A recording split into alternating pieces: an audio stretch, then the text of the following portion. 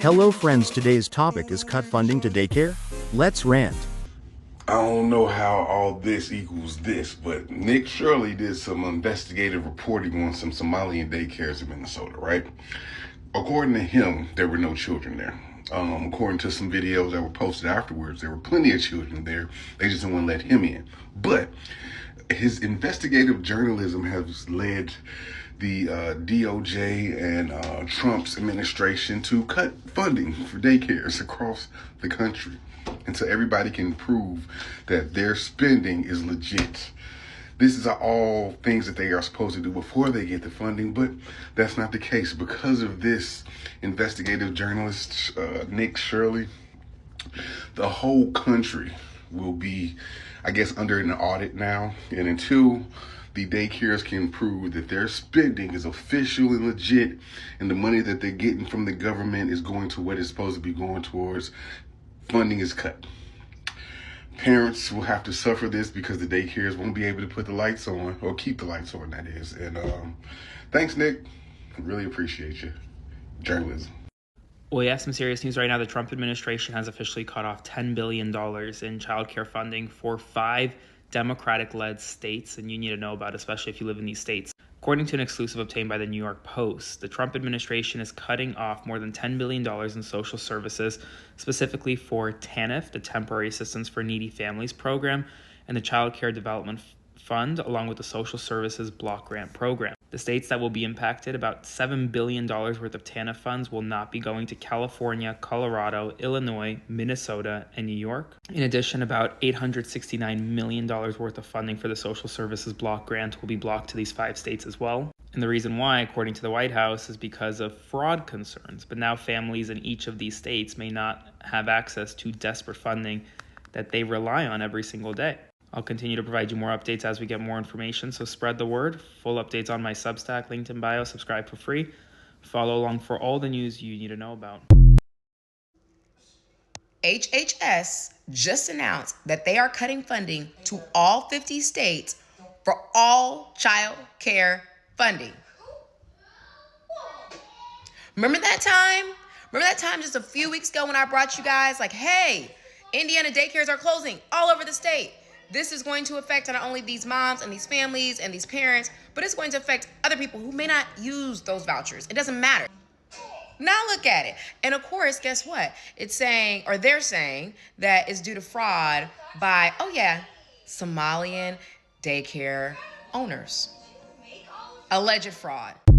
So y'all know how they say they're finna be cutting off the benefits in November and you're not gonna be able to get any food? They're also saying that they're gonna be cutting off childcare vouchers as well. So for anybody that has any type of childcare vouchers, call your state and ask them, hey, will I be receiving my childcare vouchers? Because they're taking that shit away too. I just found out in our state that they're taking away vouchers, so a lot of kids are not gonna be able to go to AYS, which means that a lot of parents are not gonna be able to work, which means that a lot of parents are not gonna be able to feed their kids. They're not going to have any type of child care. So now we're really going to be running into a problem. And now it's like, okay, once I found out that they weren't giving people benefits for food, that was one thing. Now they're taking away the child care, which means that people can't work longer hours at work. Or it also means that children are now going to be left at home by themselves.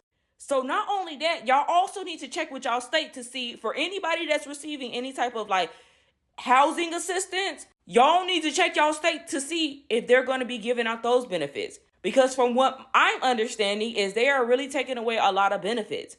And this is just my mind and how I think about things. And I'm not saying this is true. But I am really wondering if they're trying to get us ready for some new shit that they got coming up.